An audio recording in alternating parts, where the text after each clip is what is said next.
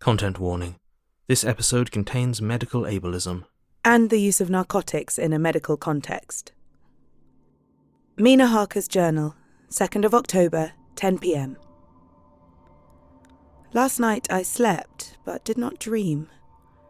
I must have slept soundly, for I was not waked by Jonathan coming to bed, but the sleep has not refreshed me, for today I feel terribly weak and spiritless. I spent all yesterday trying to read or lying down dozing. In the afternoon, Mr. Renfield asked if he might see me. Poor man, he was very gentle, and when I came away, he kissed my hand and bade God bless me. Some way it affected me much. I'm crying when I think of him. This is a new weakness of which I must be careful. Jonathan would be miserable if he knew I had been crying. He and the others were out till dinner time, and they all came in tired. I did what I could to brighten them up, and I suppose that the effort did me good, for I forgot how tired I was. After dinner, they sent me to bed, and all went off to smoke together, as they said, but I knew that they wanted to tell each other of what had occurred to each during the day. I could see from Jonathan's manner that he had something important to communicate. I was not so sleepy as I should have been. So before they went, I asked Dr. Seward to give me a little opiate of some kind, as I had not slept well the night before. He very kindly made me up a sleeping draught, which he gave to me, telling me that it would do me no harm, as it was very mild. I have taken it, and am waiting for sleep, which still keeps aloof. I hope I have not done wrong, for as sleep begins to flirt with me, a new fear comes, that I may have been foolish in thus depriving myself of the power of waking. I might want it. Here comes sleep. Good night. Jonathan Harker's Journal, the 2nd of October, evening. A long and trying and exciting day. By the first post, I got my directed envelope, with a dirty scrap of paper enclosed, on which was written with a carpenter's pencil in a sprawling hand, Sam Bloxham, Corcoran's, 4, Potter's Court, Bartle Street, Walworth. Ask for the deputy. Ask for the deputy. I got the letter in bed and rose without waking Mina. She looked heavy and sleepy and pale and far from well. I determined not to wake her, but that, when I should return from this new search, I would arrange for her going back to Exeter. I think she would be happier in our own home, with her daily tasks to interest her, than in being here amongst us and in ignorance. I only saw Dr. Seward for a moment, and told him where I was off to, promising to come back and tell the rest so soon as I should have found out anything. I drove to Walworth and found with some difficulty Potter's Court. Mr. Smollett's spelling misled me, as I asked for Potter's Court instead of Potter's Court. However, when I had found the court, I had no difficulty in discovering Corcoran's lodging house. When I asked the man who came to the door for the deputy, he shook his head and said, I don't know. There ain't no such a person here. I never heard of him in all my bloomin' days. Don't believe there ain't nobody that kind living here or anywheres. I took out Smollett's letter, and as I read it, it seemed to me that the lesson of the spelling of the name of the court might guide me. What are you? I asked. I'm the deputy, he answered. I saw at once that I was on the right track. Phonetic spelling had again misled me. A half-crown tip put the deputy's knowledge at my disposal, and I learnt that Mr. Bloxham, who had slept off the remains of his beer on the previous night at Corcoran's, had left for his work at Poplar at 5 o'clock this morning. He could not tell me where the place of work was situated, but he had a vague idea that it was some kind of new-fangled warehouse, and with this slender clue I had to start for Poplar. It was 12 o'clock before I got any satisfactory hint of such a building, and this I got at a coffee shop, where some workmen were having their dinner. One of these suggested that there was being erected at Cross Angel Street a new cold storage building, and as this suited the condition of a new-fangled warehouse, I at once drove to it. An interview with a surly gatekeeper and a surlier foreman, both of whom were appeased with the coin of the realm, put me on the track of Bloxham. He was sent for on my suggesting that I was willing to pay his day's wages to his foreman for the privilege of asking him a few questions on a private matter. He was a smart enough fellow, though rough of speech and bearing. When I had promised to pay for his information and given him an earnest, he told me that he had made 2 journeys between Carfax and a house in Piccadilly, and had taken from this house to the latter 9 great boxes, main heavy ones, with a horse and cart hired by him for this purpose. I asked him if he could tell me the number of the house in Piccadilly, to which he replied, "Well, Governor, I forget the number, but it was only a few doors from a big white church or something of the kind, not long built. It was a dusty old house too, though nothing to the dustiness of the house we took the blooming boxes from." "How did you get into the houses, if they were both empty?" "There was the old party what engaged me awaiting in the house at Purfleet. He helped me to lift the boxes and put them in the dray. Curse me, but he was the strongest chap I ever struck, and him an old fellow with a white moustache, one that thin you think he wouldn't throw a shadow." How this phrase thrilled through me.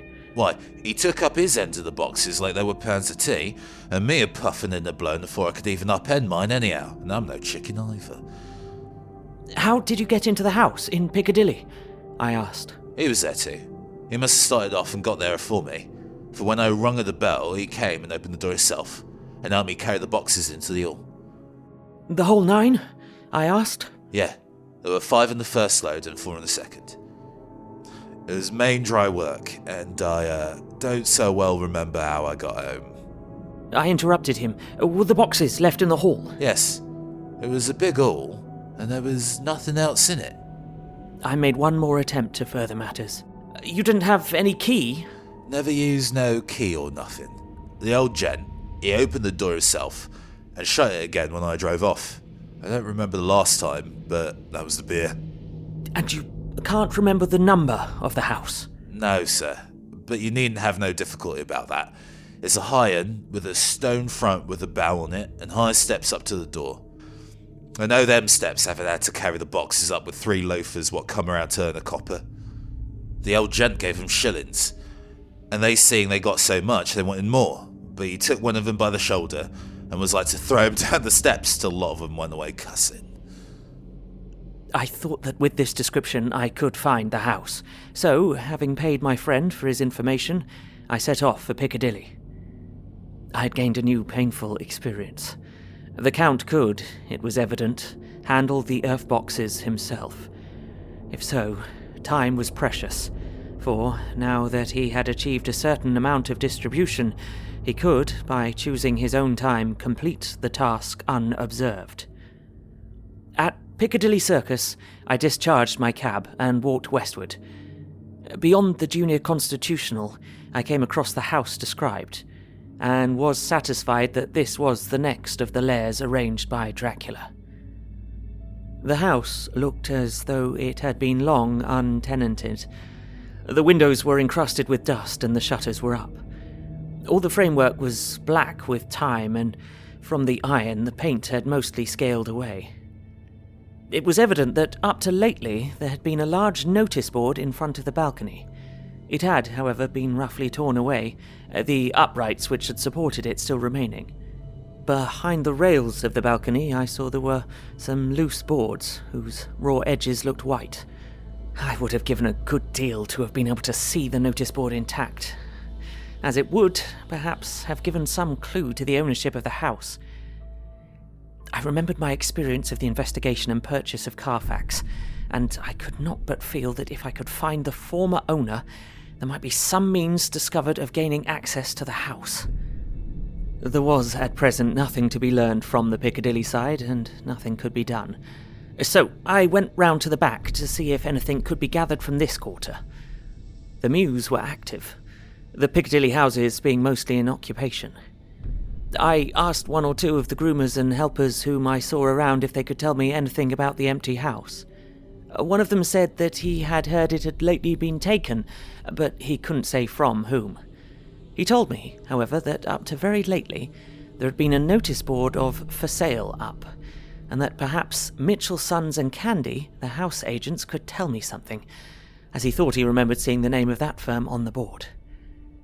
I did not wish to seem too eager, or to let my informant know or guess too much, so, thanking him in the usual manner, I strolled away. It was now growing dusk, and the autumn night was closing in, so I did not lose any time. Having learnt the address of Mitchell, Sons and Candy from a directory at the Berkeley, I was soon at their office in Sackville Street.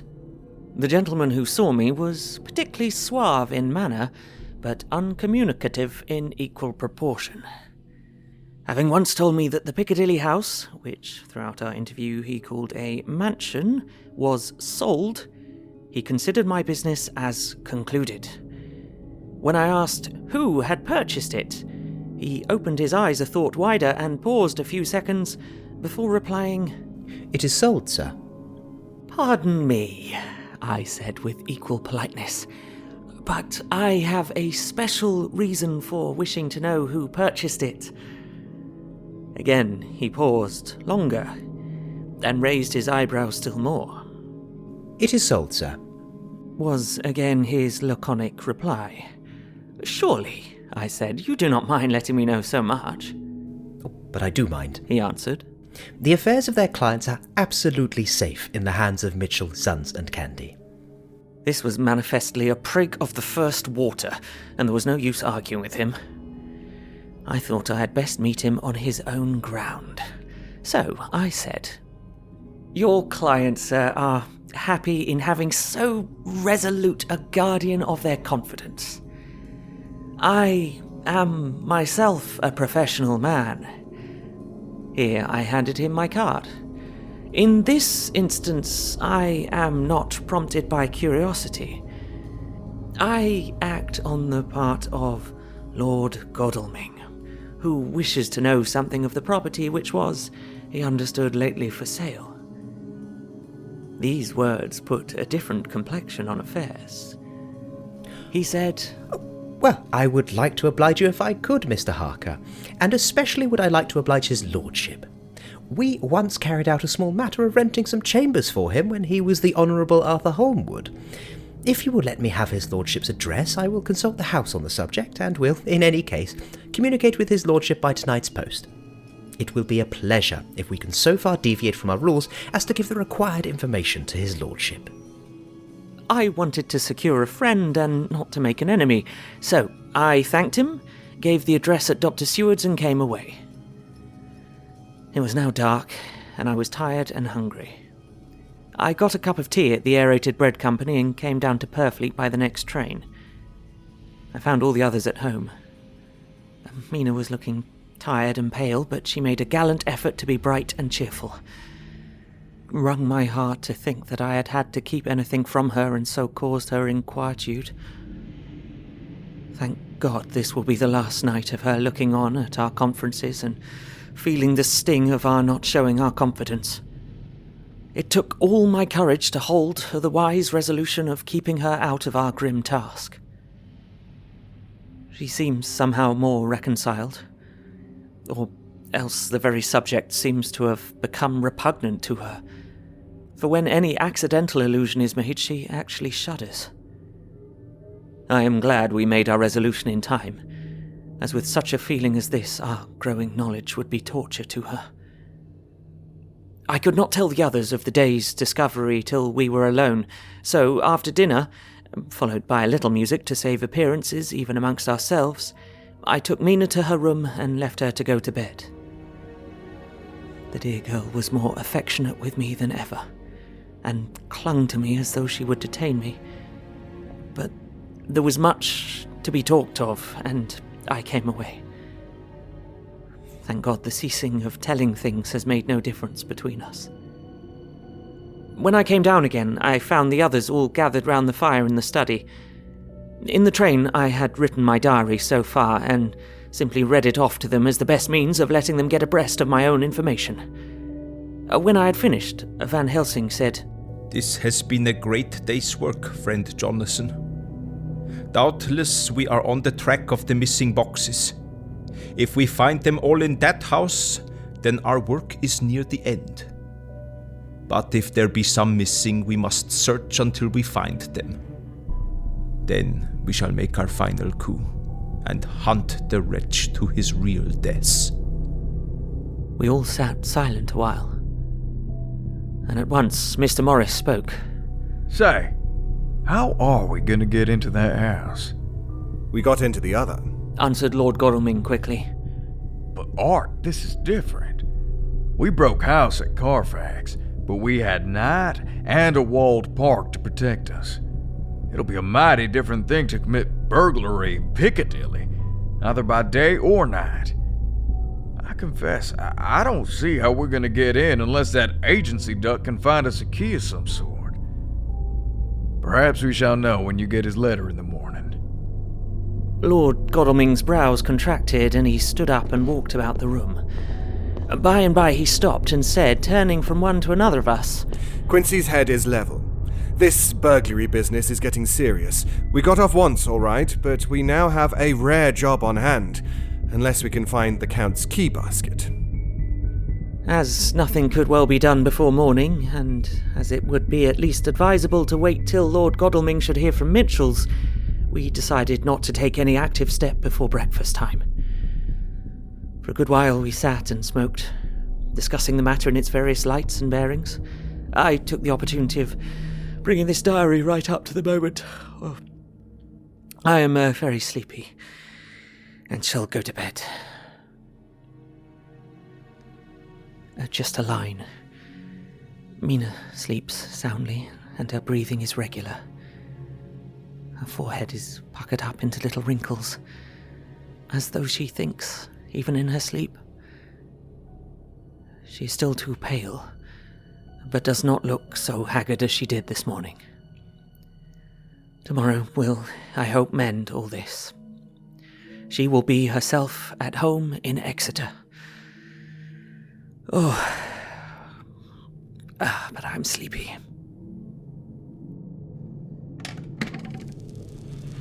Dr. Seward's diary, 2 October. I placed a man in the corridor last night and told him to make an accurate note of any sound he might hear from Renfield's room, and gave him instructions that if there should be anything strange he was to call me. After dinner, when we had all gathered round the fire in the study, Mrs. Harker having gone to bed, we discussed the attempts and discoveries of the day.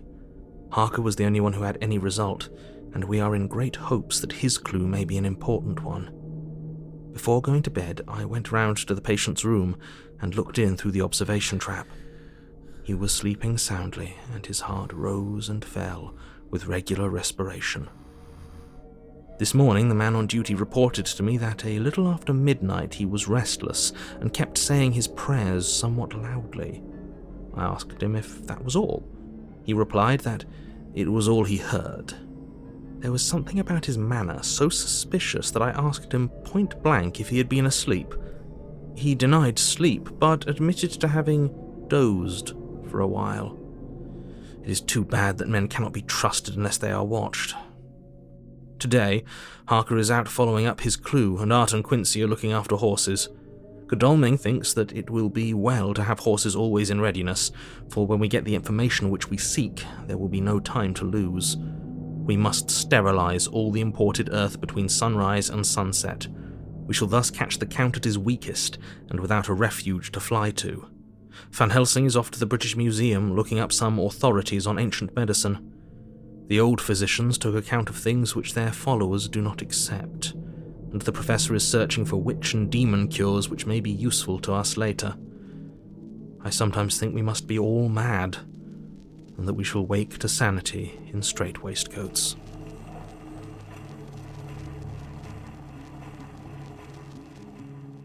Letter. Mitchell, Sons and Candy to Lord Godalming, 2nd of October. My lord, we are at all times only too happy to meet your wishes. We beg, with regard to the desire of your lordship, expressed by Mr. Harker on your behalf, to supply the following information concerning the sale and purchase of number 347 Piccadilly. The original vendors are the executors of the late Mr. Archibald Winter Suffield. The purchaser is a foreign nobleman, Count de Ville, who effected the purchase himself, paying the purchase money in notes over the counter, if your lordship will pardon us using so vulgar an expression. Beyond this, we know nothing whatever of him. We are, my lord, your lordship's most humble servants, Mitchell, Sons and Candy. Later. We have met again. We seem at last to be on the track, and our work of tomorrow may be the beginning of the end. I wonder if Renfield's quiet has anything to do with this. His moods have so followed the doings of the Count that the coming destruction of the monster may be carried to him in some subtle way. If we could only get some hint as to what passed in his mind between the time of my argument with him today and his resumption of fly-catching, it might afford us a valuable clue. He is now seemingly quiet for a spell. Is he... That wild yell seemed to come from his room. The attendant came bursting into my room and told me that Renfield had somehow met with some accident. He had heard him yell, and when he went to him, found him lying on his face on the floor, all covered with blood. I must go at once.